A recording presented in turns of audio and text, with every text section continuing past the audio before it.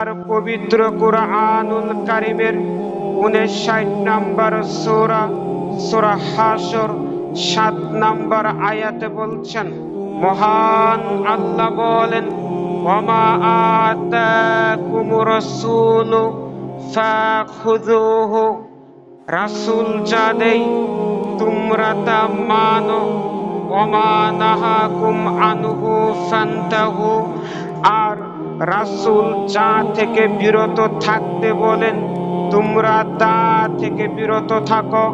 ওয়াত্তাকুল্লাহ, আর তোমরা আল্লাহকে ভয় করো।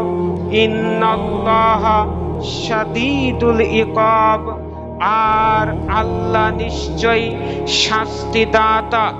অত্র আয়াত দ্বারা বোঝা যায় মহান আল্লাহ রাসূল সাল্লাল্লাহু আলাইহি ওয়াসাল্লামের আনুগত্যের কথা বলে দিচ্ছেন।